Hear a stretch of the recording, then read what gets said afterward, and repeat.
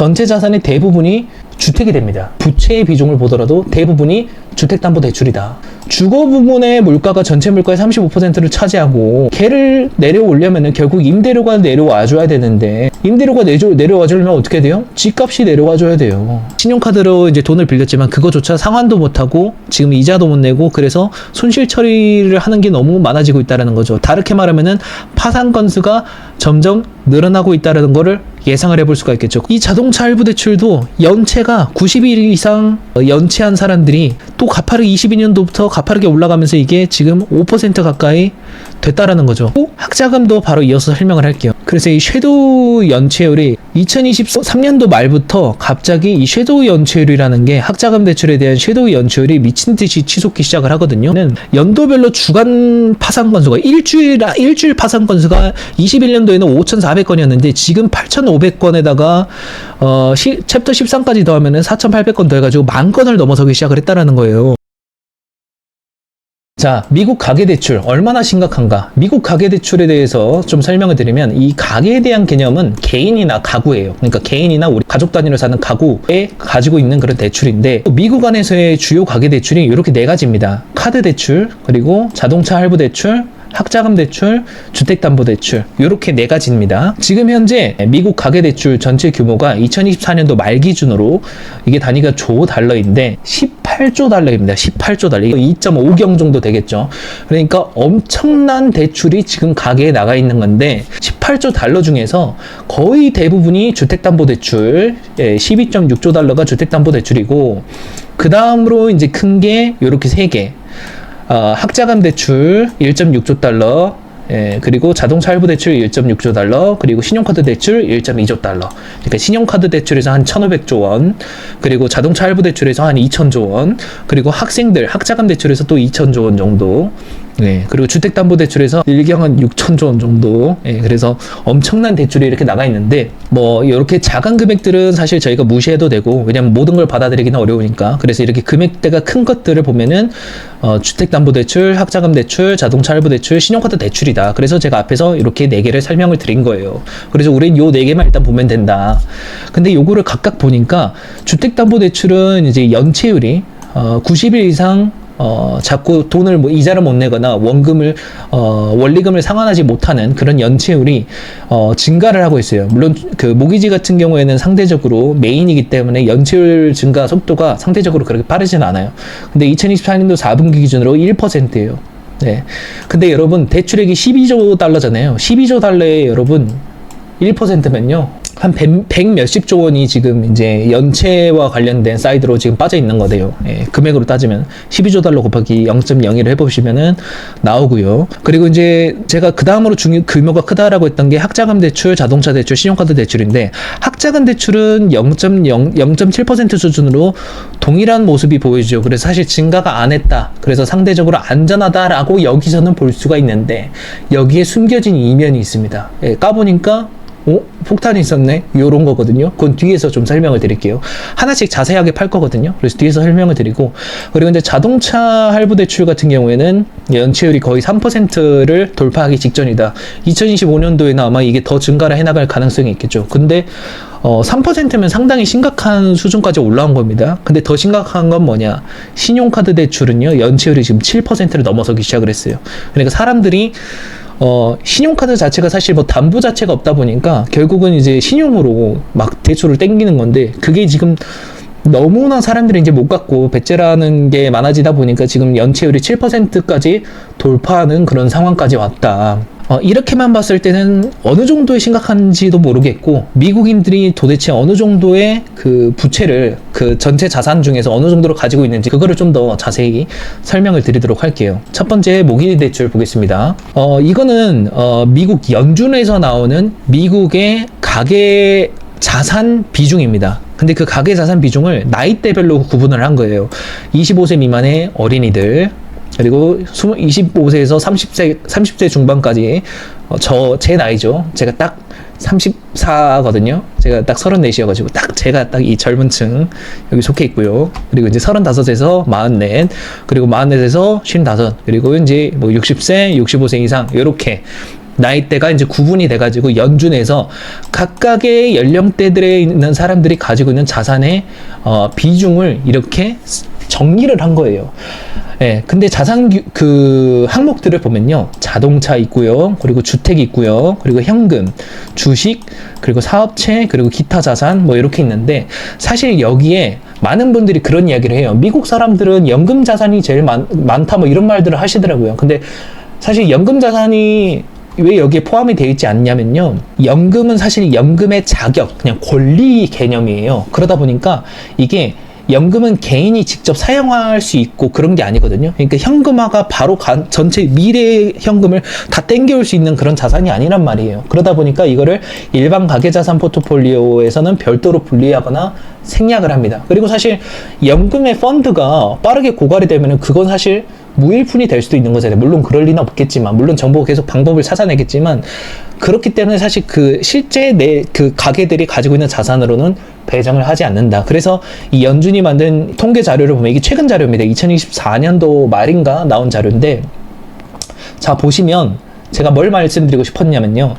이 사람들이 가지고 있는 나이대의 차이가 있지만 25, 그러니까 직장 생활을 시작하는 순간부터는 전체 자산의 대부분이 주택이 됩니다. 왜냐면 첫 주택 마련을 해서 이제 결혼도 해야 되니까. 그래서 대부분의 자산이 주택이 돼요. 근데 중요한 건 뭐냐? 대부분의 사람들이 이거를 부채로 산다라는 거죠. 그러다 보니까 이 연령대별로 가지고 있는 부채의 비중을 보더라도 대부분이 주택담보대출이다. 그래서 지금 주택담보대출이 지금 미친 듯이 올라가가지고 지금 엄청난 규모, 거의 1경 원이 넘는 수준까지 엄청나게 올라가 있는 그런 상황인 거죠. 근데 중요한 건 뭐냐면요.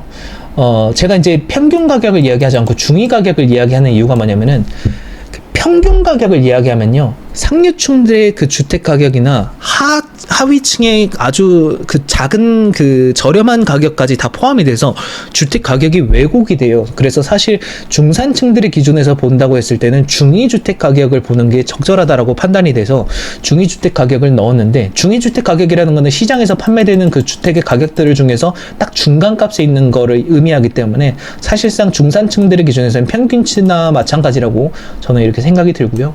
그래서 요거를 좀 설명을 드리면은, 이게 지금 2023년도 연준이 그 기준금리를 인상하기 시작하는 순간부터 이게 계속 우하향하고 있단 말이에요. 중위 가격이, 중위주택 가격이.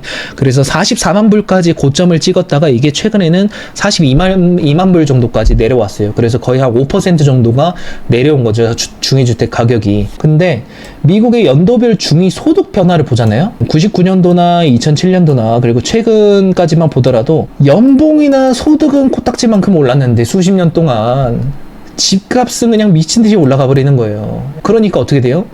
소득 대비 그 주택 평균 가격이 옛날에는 3배 정도밖에 안 됐는데 지금은 이제 뭐 7배, 뭐 8배까지 올라 버리는 거죠. 내가 감당할 수 없는 수준의 주택까지 이제 사람들이 사버릴 수밖에 없는 거예요. 왜? 이거를 사거나 아니면 나는 렌트를 살아야 되는데 렌트 비용이나 은행 이자로 내는 비용이나 거의 비슷해 버리니까 내가 이거를 그냥 집을 사버리는 게 낫지 않느냐. 그러니까 이 사람들이 가구에서 가지고 있는 자산의 비중도 주거가 대부분이지만 여기 있는 부채의 대부분도 주거가 돼버리는 거예요. 그렇게 되니까 무슨 일이 일어나냐면요. 중위 주택 가격이 42만 불 정도 되는데 한 달에 임대료가 한 2,000불 정도 나가요. 이 정도 가격, 주택 가격이면은 은행 이자도 한 2,000불 정도 나간단 말이에요. 그러니까 결국은 렌트를 하는 것보다 집을 사는 경우가 많아요.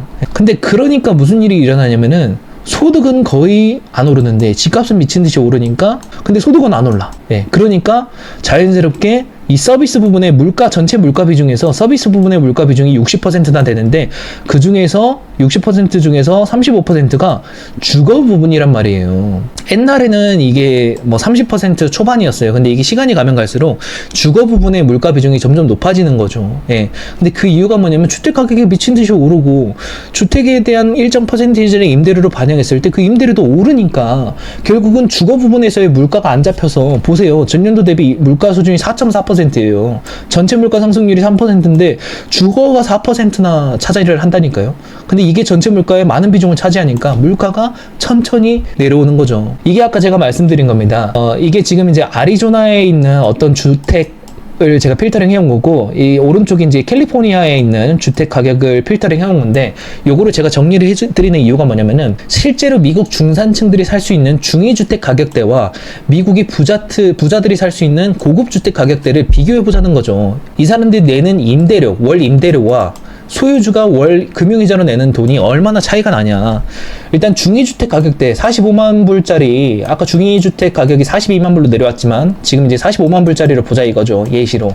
이걸 보면은 임대료로 내면은 2,000불이에요. 한 달에 2,000불 내는데, 이거를 내가 이거 주택을 샀다고 가정했을 때 금융비용으로 내는 게 1,700불이에요. 그러니까 거의 비슷하다라는 거죠. 그러니까 임대료 낼 바에 내가 집을 사겠다. 그래서 중산층들은 45만 불 정도 되면은 다 그냥 집을 사버려요. 왜? 똑같으니까. 임대료 내는 것보다 금융비용 내는 게 나으니까. 근데 이게 뭐냐면요, 이 가격의 5, 6% 정도가 임대료로 형성이 돼요. 여기에 한 6, 7% 하잖아요. 6% 정도 하잖아요. 그러면은 연간 임대료가 나오고, 그거를 12개월로 쪼개면은 한 2,000불 정도 이렇게 나온다는 거죠. 예. 그러니까 집값이 올라가면은 월 임대료도 올라가고, 집값이 떨어지면 월 임대료도 내려간다. 그렇다는 건 뭐예요? 결국은 얘를 낮추기 위해서는 집값이 내려가야지 월 임대료가 낮아지면서 자연스럽게 물가가 내려오는 거 아니냐. 이제 이런 접근을 생각을 해볼 수가 있는 거죠. 근데 왜 우리가 고급 주택 가격은 물가와 그렇게 크게 상관이 없다 이렇게 보는가? 왜 우리가 평균 주택 가격을 보지 않는 이유가, 고급 주택 가격을 왜 빼고 중산층들이 볼 수 있는 중위 가격을 보는가? 거기에 대해서 설명을 드리면은, 고급 주택 가격 캘리포니아에 있는 집들은 130만 불, 90만 불 이래요. 그래서 10매덕씩 하는 거죠. 강남이에요, 강남. 근데 중요한 거는, 이런 주택들은 한 달에 임대료는 2,000불밖에 못 받아요. 2,300불. 거의 비슷하죠? 이 45만 불짜리랑 거의 비슷하다는 거예요.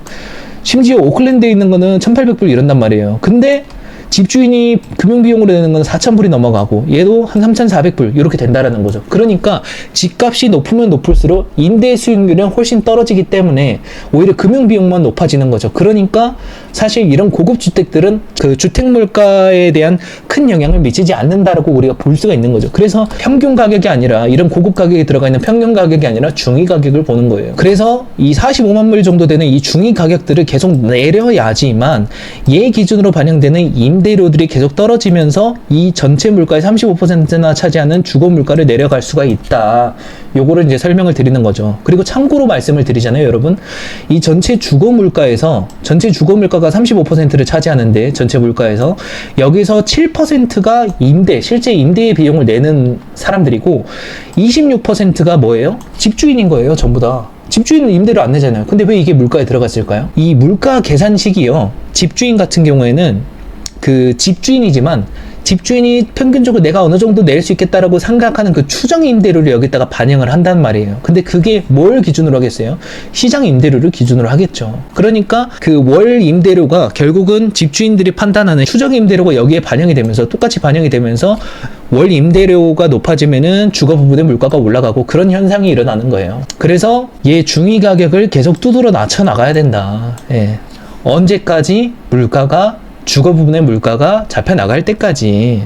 얘를 봐야 되는 이유는, 중위주택 가격의 변화 패턴이 미국의 중위 임대료와 패턴이 비슷하게 나오더라. 예. 그러니까 중위주택 가격 패턴과 임대료의 패턴이, 중위 임대료 패턴이 비슷한 패턴으로 가고 있다는 거죠. 자, 그러면 뭐예요?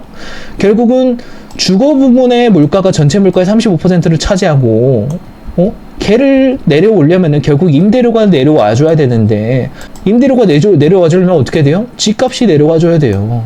예, 똑같이. 그래서 연준이 하는 게 이 30년물, 미국인들은 주택 살 때 30년 모기지로 그 담보 대출을 받아가지고 하거든요. 얘를 지금 낮추면 안 돼요. 얘가 다시 이렇게 내려가잖아요. 사람들이 또 미친 듯이 주택 사기 시작하고, 너도 나도 주택 사니까 집값 올라가죠. 집값 올라가면은 집값의 한 6, 7% 임대료로 나가서 임대료도 올라가죠. 그러면 임대료 물가 올라가면서 사람들이 소비는 안 나오고 하는데, 막 미친 듯이 그냥 집 물값 때문에, 주거 물값 때문에 연준이 또 금리 또 다시 올린다거나 뭐 이럴 수가 있는 거잖아요. 그래서 연준이 이 30년 모기지 금리를 안 내리려고 해요. 계속 7%대로 계속 유지하고 있어요. 연준이 금리를 내리는데도, 예, 이 지금 모기지 30년 모기지가 금리가 안 내려가고 있다니까요. 7%대에서. 배경이 뭐냐? 연준이 3월 19일에도 발표를 했어요. 국채에 대한 월별 상환 상한 한도를 월 250억 달러에서 50억 달러로 낮춰서 국채의 금리를 떨어뜨리는 영향을 미친다라고 했는데 3월 19일 날 며칠 전이에요. 한 10일 전이죠. 근데 MBS의 월별 상환은 350억 달러를 유지하겠다. MBS라는 건요. 여러분들이 주택 담보로 이제 대출을 받으면 은행들이 이제 이 채권이 생기잖아요. 여러분들한테 돈 받을 채권. 근데 이거를 은행들도 계속 가지고 있으면은 추가 대출을 못 해주잖아요. 그러니까 이것들을 막 묶어가지고 하나의 또 상품을 만드는 거예요. MBS라고. 그래서 요거를 투자자들에게 팔아요. 그러면은 은행들 입장에서 요 채권들을 팔아치웠기 때문에 은행들은 유동화를 했잖아요. 그래서 은행들은 또 다 마진을 남기고 유동화를 하고 다시 또 이거를 대출해줘서 또 그 주택담보대출에 대한 추가 이익을 또 얻어내는 그런 구조를 하는 거예요. 근데 그러려면은 요 MBS를 사주려는 사람들이 미친 듯이 많아야 되는데 지금 요거를 연준이 미친 듯이 팔아치우고 있잖아요. 한 달에 350억 달러씩 팔아치우고 있다니까요. 350억 달러면 얼마죠? 50조 원, 50조 원 정도씩 연준이 MBS를 미친 듯이 팔아치우고 있단 말이에요. 그렇게 얘를 미친 듯이 팔아치우면은 얘의 수요가 떨어지죠. 얘를 투자해줄 사람이 많이 없어진다는 거예요. 연준이 미친 듯이 팔아치우니까. 그러니까 자연스럽게 MBS의 이자율이 올라가는 거죠. MBS의 이자율이 올라가니까 은행들이 이 투자자들한테 줘야 되는 이자율이 너무 커지는 거, 너무 높아지니까 은행들도 주택담보대출을 해줄 때 이자율을 높게 유지할 수밖에 없어요. 그래서 지금 얘가 안 내려가고 있는 겁니다. 30년 모기지 금리가 7%대에서 안 내려가고 있는 거예요. 연준이 금리는 천천히 내리는데 MBS는 미친 듯이 팔아치워가지고 그런 현상이 일어나는 거예요. 그래서 실제로 연준의 자산 변화를 보면은 22년도부터 미친 듯이 줄이고 있거든요. 그런데 그 줄이는데 가장 큰 비중이 국채, 두 번째로 MBS예요. 그래서 미국 주택시장에 가장 큰 영향을 미치는 게 연준이라는 거예요. 연준이 엄청나게 팔아치우기 시작하면은 은행이 유동화하기 힘들어지고 그러면 자연스럽게 주택담보대출의 금리가 높아지는, 그래서 안 내려오는 이런 모습이 나오는 거죠. 요런 정책을 통해서 여러분들이 집을 사는 그런 심리를 꺾어버리는 거예요. 그래서 집값이 점점 떨어지고, 왜냐면 살려는 사람들이 줄어드니까. 심지어 연준은 미국의 MBS, 이 유동화를 해주는 MBS의 최대 투자자예요. 단일 투자자로는. 미국의 은행들이 가장 큰 규모지만 은행들은 엄청나게 많이 있는 거고, 단일 투자자 기준으로 연준이 가장 큰 손이란 말이에요. 연준이 MBS 얼마 가지고 있어요? 이게 10억, 100억, 1000억, 1조, 2조 달러. 그러니까 3천조 원 가지고 있단 말이에요. 3천조 원 가지고 있는데 매월 지금 50조씩 지금 팔아치우고 있는 거죠. 왜? 주택시장에 버블이 깨졌으니까 집값을 떨어뜨려야지만 임대료가 떨어져야지만 주거 부분의 물가가 잡혀올 수 있기 때문에 여전히 물가 수준이 높아서 이거를 계속 떨어뜨려야 된단 말이에요. 그래서 지금 연준이 MBS를 계속 이렇게 50조씩 팔아치우고 있다. 제가 50조로 표현했지만 350억 달러 한 달에. 그래서 연준이 지금 기준금리는 천천히 슬로울리 내리고 있는데, 금리는 내리는데 30년 모기지 금리는 안 내려오네. 30년 모기지 내려오다가 같이 따라서 내려오다가 다시 올라갔어요. 왜 올라갔을까? 연준이 MBS를 미친 듯이 팔아치웠기 때문에. 연준이 MBS를 미친 듯이 팔아치우니까 은행들이 대출해준 거 유동화가 안 되니까 은행들이 대출해줄 때 심사가 까다로워지고 대출 금리가 여전히 높은 수준으로 유지가 될 수밖에 없는 거죠. 그러니까 어떻게 돼요? 대출 금리가 높으니까 이 새 집을 사려는 사람들이 점점 줄어들고 자연스럽게 수요가 줄어들고 시장에 매물을 던질 사람들은 많아지니까 신규 주택에 대한 평균 판매 가격들이 계속 장기적으로 봤을 때 우하향을 하고 있다는 거죠. 물론 중간에 막 조금 오르고 중간에 내리고 하는 건 있어요. 사람들이 이게 장기적으로 내리고 있다 하면 지금 주가 오르고 있는데요? 막 이러는 분들이 있어서 제가 말씀을 드리는 거예요. 이번 달에 오르고 저번 달에 내려가고 이런 것들 좀 저한테 이야기하지 말아주세요. 그거 말고 우리가 봐야 될 거는 장기적인 패턴과 장기적인 추이예요. 연준의 정책 방향이 시장에 어떤 영향을 미치는지를 이 장기적인 패턴으로 봐야지만 이게 실제로 작동을 하고 있구나 아닌 거라 아는 거지, 단기적인 변동성 어제 이랬는데 오늘 이렇게 됐네요, 이런 것들은 의미가 없다는 거죠. 어쨌든 연준의 이러한 MBS 축소 정책으로 인해서 30년물 그 모기지 금리가 7%대로 높게 유지가 되고 연준이 금리 인하하고 있음에도 불구하고, 그러니까 금리가 높으니까 사람들이 집을 덜 사게 되고, 그래서 집값이 점점 우하향해 나가고 있는 그 신규 주택에 대한 평균 판매 가격이 이런 모습들이 나오고 있다. 그래서 앞으로 이런 그 미국의 중위 판매 가격들이 이렇게 점점 떨어지면은 자연스럽게 임대료도 점점 떨어지게 될 것이고, 그러면 자연스럽게 주거 부분의 물가가 점점 잡혀갈 수가 있는 것이죠. 그러니까 실제로 보여지고 있어요. 미국의 주거 부문의 물가 상승률이 가파르게 이렇게 내려오고 있잖아요. 예, 연준이 지금 잘 하고 있는 거예요. 여러분들이 지금 연준이 도대체 금리 언제 내리는 거야? 막 이럴 수가 있는데 그런 생각 하실 필요가 없어요. 지표 보면 여러분들이 판단할 수 있거든요. 지금 보세요, 여러분. 미국의 지금 물가 타겟이 얼마예요? 한 2%요 정도 타겟하고 있을 거란 말이에요. 그러면 이게 이 물가 상승률, 주거 부문의 물가 상승률이 이렇게 내려올 때까지는 존버해야 되는 거예요. 미국 연준이 실업률이 폭발적으로 치솟거나 뭐 그러지 않은 이상 지금의 고금리 추세를 유지하거나 천천히 기준금리를 당분간에 인하를 해 나가겠죠. 언제까지? 이 주거부의 물가가 가파르게 잡혀올 때까지, 물가가 정상화될 때까지. 그렇다라는 걸 뭘 의미를 할까요, 여러분? 집값이 계속 우하향해 나갈 수 있다라는 거죠. 예. 근데 아까 미국인들은 전체 자산의 대부분이 주택이었잖아요. 내 자산이 계속 엄청나게 마이너스가 되니까 야, 엊그제만 해도 45만 불 아니었냐? 근데 오늘 되니까 갑자기 42만 불로? 갑자기 한 연봉의 한 절반이 날아가 버렸네. 막 이렇게 심리적으로 계속 꺾이는 거죠. 그리고 이게 언제까지 하락할지 모르니까 심리적으로 계속 불안정해질 수 있는 부분이 많이 있는 거죠. 솔직히 집을 이때 산 사람들은 솔직히 상관이 없겠지만 이때 집값 오른다고 신규 주택을 미친 듯이 사신 분들이 많단 말이에요. 그분들은 지금 죽을 맛이겠죠. 예. 도대체 언제 끝나는 거야? 언제까지 내가 이걸 해야 되는 거지? 그러다가 실업률 치솟고 원금 상환 못하는 상황이 되면은 집을 팔아치우기 시작할 거예요. 그러면 집값 떨어지겠죠.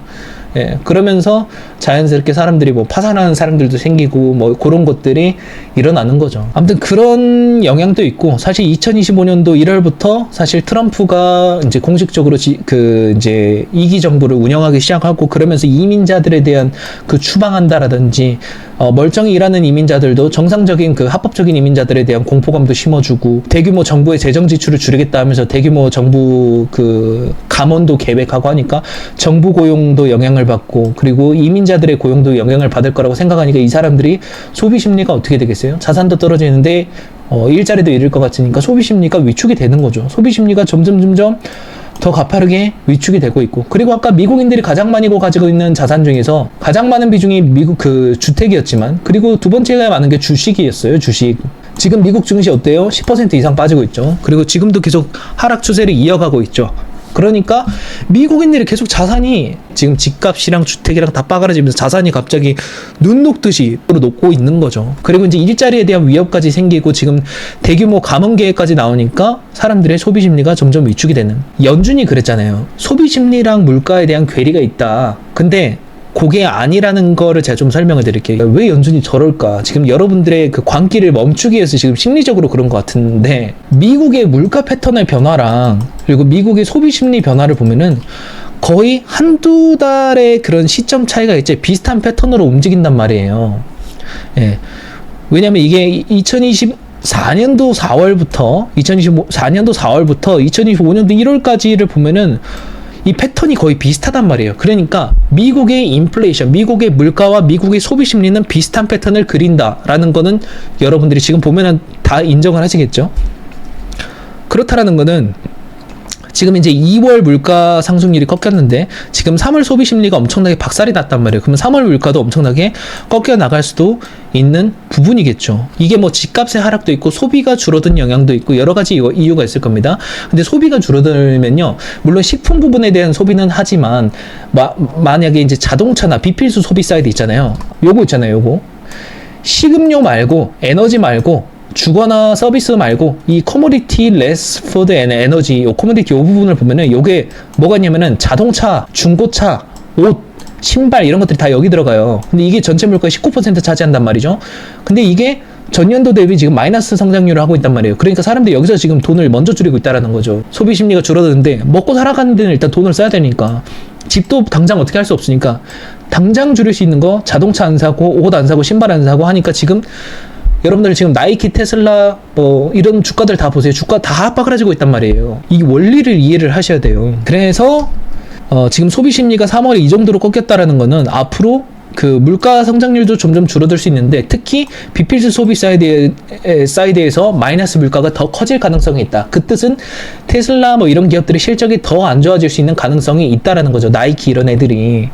예, 그 이야기를 하는 거고. 근데 이제 연준이 이런 말을 해요. 연준은 이제 코어 PC를 보는데, 요거를 보면서 연준이 이제 엊그저께 했던 이야기가 뭐냐면은 실제 소비 심리와 사람들의 지출에 대한 그런 그 괴리가 존재한다. 그런 이야기를 하면서 사람들이 우려를 좀 완화시켜 주려는 그 이야기를 했었어요. 그래서 사실 소비 심리 꺾인 것만 보면 연준이 당장 금리 인하를 해야 되는 게 정상이라고 보는데, 그렇게 하면은 여러분들이 또 주식시장에 미친 듯이 사가지고 레버리지 땡기고 주식도 올릴 거 아니에요. 그러니까 연준도 그거를 알고 여러분들에게 그런 발언을 한 게 아닌가 이렇게 생각이 들고, CPI 같은 경우에는요, 항목별 비중을 보면은 주거 부분이 33% 이상이었어요. 근데 PC 개념으로 보면요, 주거 부분의 비중이 15%로 확 떨어져요.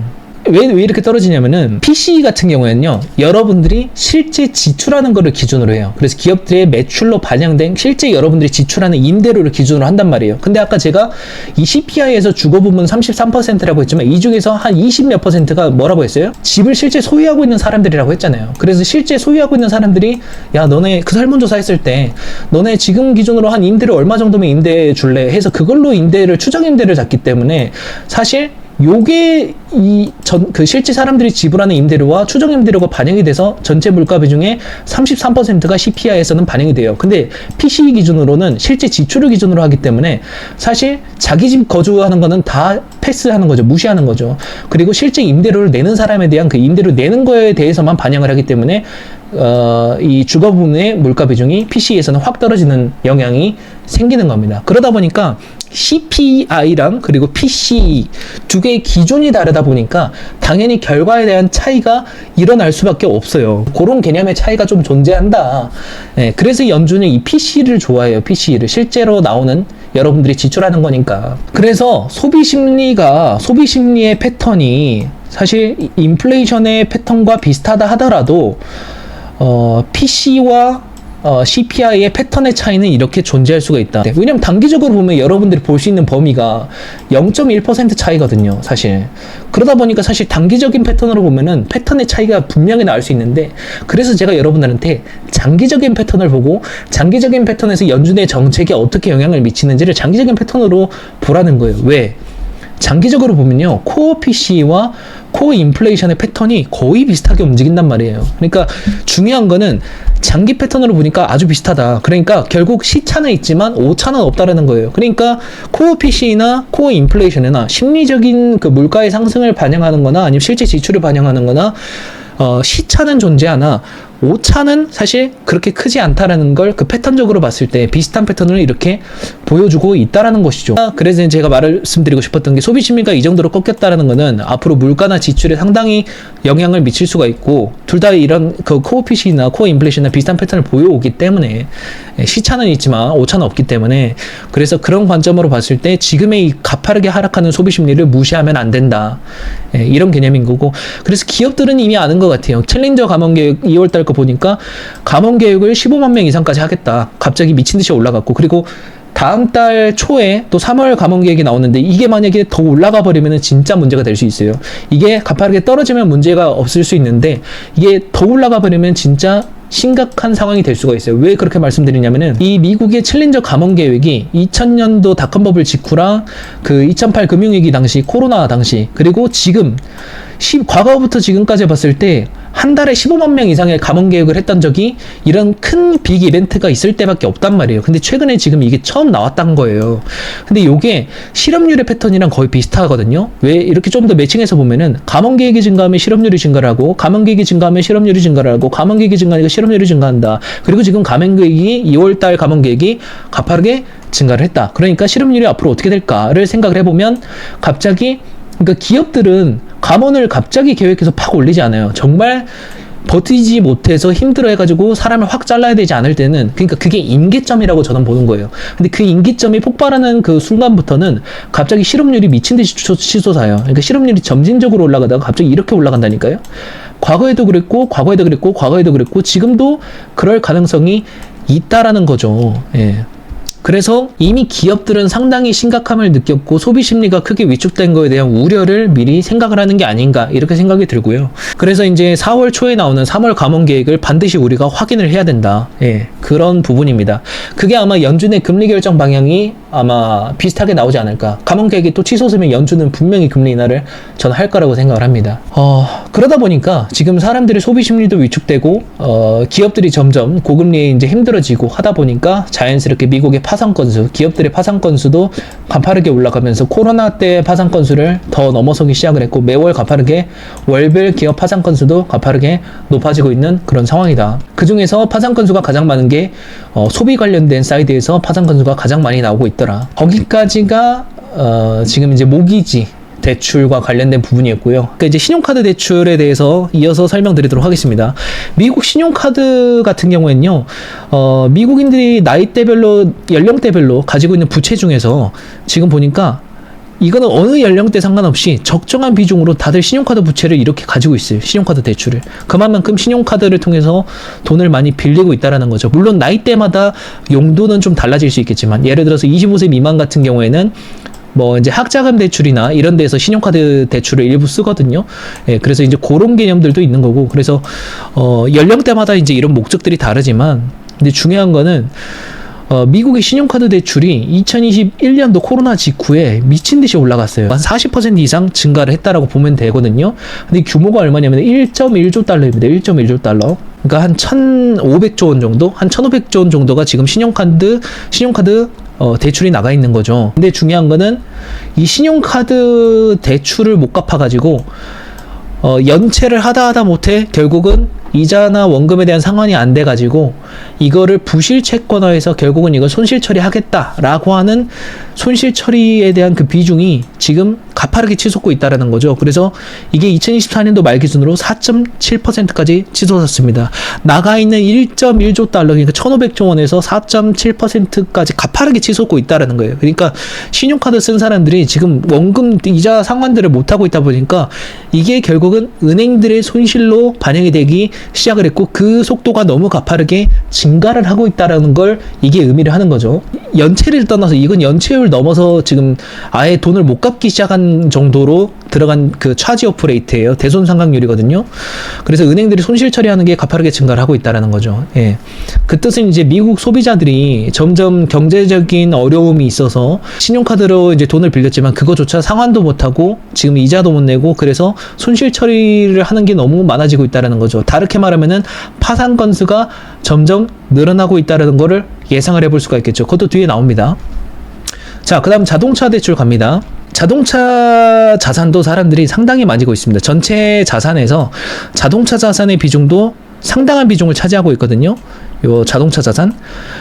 예. 근데 중요한 거는 그것도 사람들이 대출을 받아가지고 많이 사겠죠. 그래서 그 자동차 자산이 아마 이 아더뎁스, 기타 부채에 들어가 있을 텐데, 요게 이렇게 요 정도의 비중을 차지하고 있다.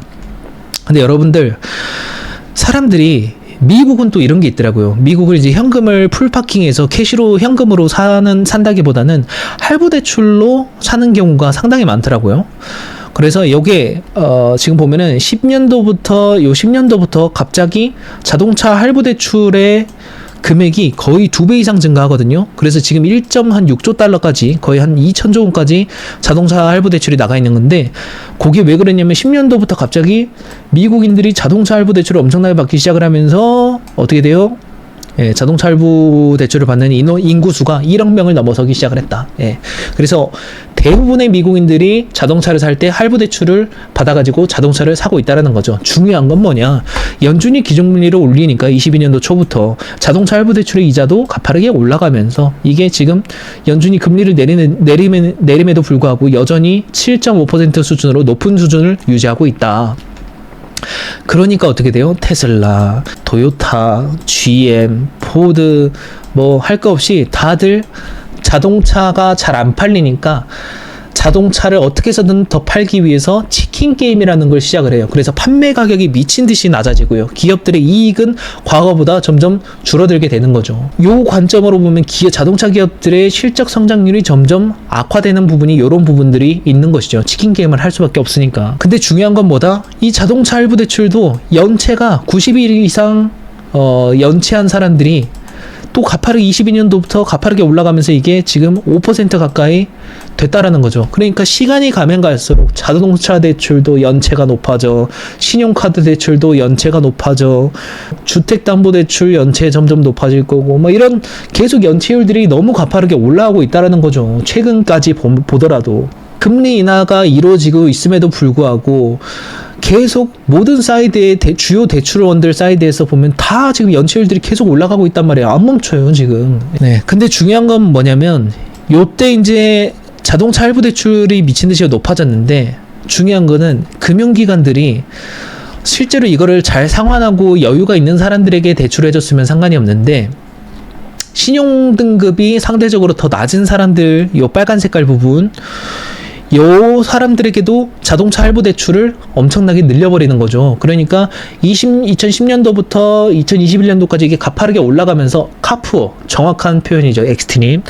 카푸어가 점점 많아지는, 예. 그러니까 이제 아마 20대 미만의 젊은 층들이 좀 많이 사지 않을까 이런 생각이 드는데, 예. 그래서 요것도 2021년도부터 이제 보복 소비가 나와서 사람들이 미친 듯이 소비하고 그런 영향도 있었겠지만, 그게 이제 시간이 지나고 2021년도까지 미친 듯이 올라간 게 22년도부터 연준이 기준금리 올리면서 자동차 할부 대출 이자율이 미친 듯이 올라갔죠. 7% 이상까지. 그러니까 어떻게 돼요?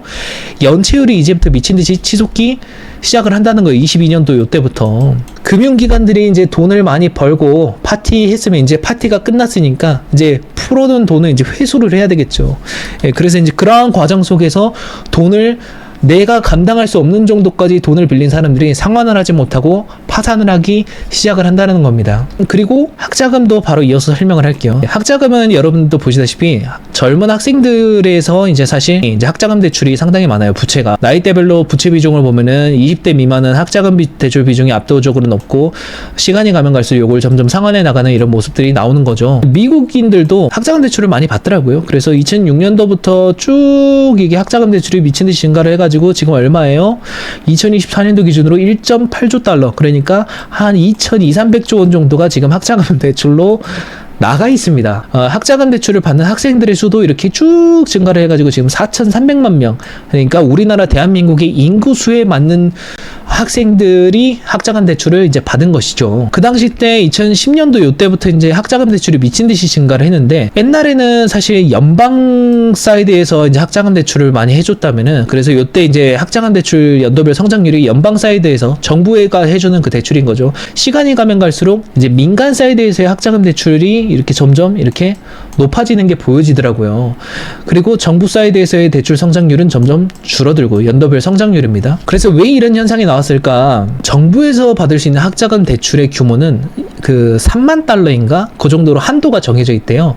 근데 미국 학생들이 실제로 학교를 다니면 학비도 더럽게 비싸졌고, 그리고 이제 학교 들어가면 이제 거기 기숙사비, 생활비 이런 것까지 하면은 8만 불, 막 9만 불씩 깨진다고 하더라고요. 7만 불, 8만 불씩 깨진다고 하더라고요. 그러니까 정부가 해줄 수 있는 돈의 한도가 너무 작으니까 민간 대출을 더 늘려나가는 그런 상황이 돼서 민간 사이드에서도 그 학자금 대출 성장률이 증가했다. 이제 이런 개념인 거죠. 근데 중요한 게 뭐냐면요. 요게 이제 섀도우 연체율이라고 해서 실제 연체율이 아니라 잠재적으로 연체가 나올 수 있는 대출에 대한 그 연체율을 표시를 한 거래요. 그래서 이 섀도우 연체율이 2023년도 말부터 갑자기 이 섀도우 연체율이라는 게 학자금 대출에 대한 섀도우 연체율이 미친 듯이 치솟기 시작을 하거든요. 근데 요 시점에 뭐가 있었냐라고 보니까 미국 정부가 이 팬데믹 기간 동안 유예를 해줬던 그 학자금 대출에 대한 상환을 유예를 해줬다라고 했었는데, 요게 2023년도 9월에 종료가 된 거예요. 그러니까 갑자기 보이지 않는 연체율들이 갑자기 치솟아버리는 그런 상황이 되는 건데, 요 학생들이 당장 파산하라고 학업을 이어가지 못해서 문제가 되면 안 되니까 정부에서도 뭘 했냐면은, 물론 이제 포퓰리즘적인 것도 있고 국가의 미래를 위한 것도 있겠지만 이 세이브 플랜이란 거를 또 해요. 이게 뭐냐면은 학생들이 월 상환해야 되는 돈들에 대한 거를 단기적으로 정부가 좀 지원을 해줘가지고 낮춰주거나 아니면은 갚아야 될 대출의 규모를 줄여주거나 요런 거를 의미한다라고 하더라고요. 세이브 플랜이. 바이든 정부가 이걸 한 거예요. 근데 바이든이 2023년도부터 미친 듯이 그냥 돈은 또 지 돈도 죄송합니다. 자기 돈도 아닌데 그 정부 돈을 끌어가지고 정부 그 세금으로 다 갚아주고, 바이든이 그냥 미국 부채를 미친 듯이 늘려놨다니까요, 진짜로.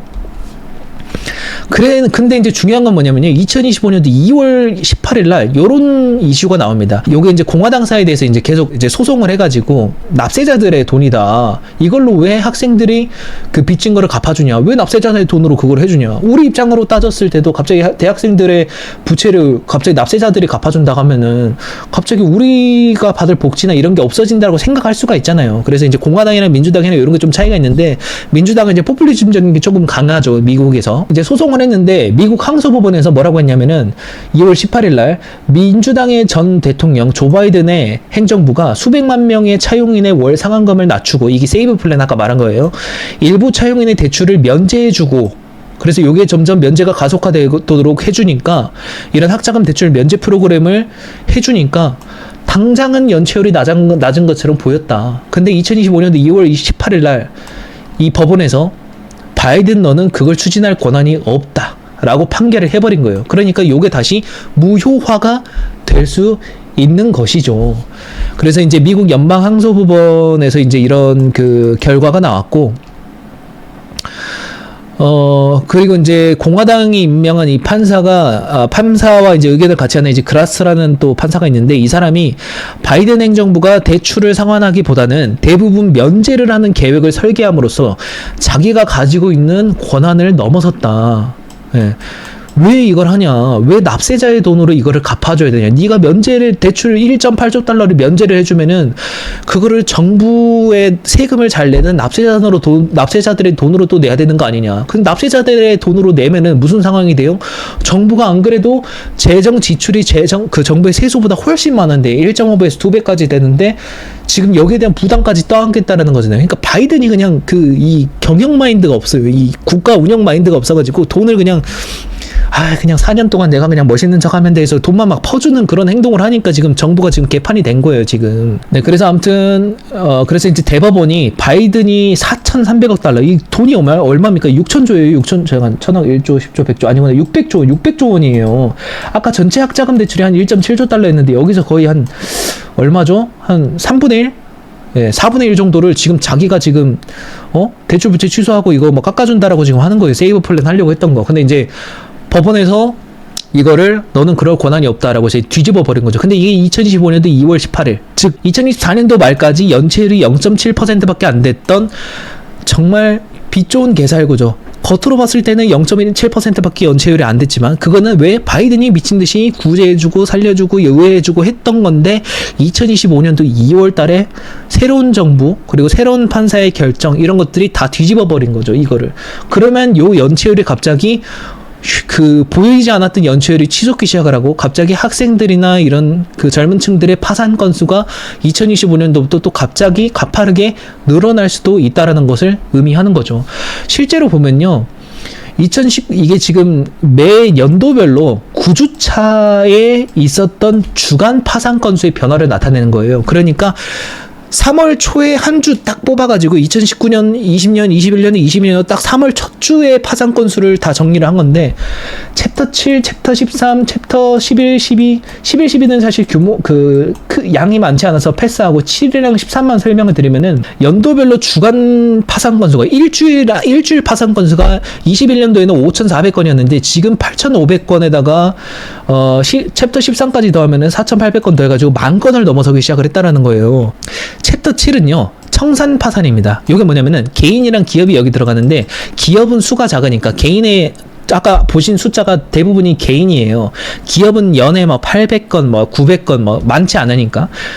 근데 요거 보면은 청산 파산이 자산을 매각해서 채무를 갖고 나머지 빚을 탕감하는 방식이에요. 요게 뭐냐면은 그 회사 같은 경우는 아예 문을 닫지만 개인 같은 경우에는 집을 가지고 있다. 내가 주택담보대출 해가지고 자산이 있었어요. 그럼 그거를 팔고 갚을 돈 다 갚은 다음에 나머지 빚을 탕감해주는 그 법원이나 채권자가 탕감해주는.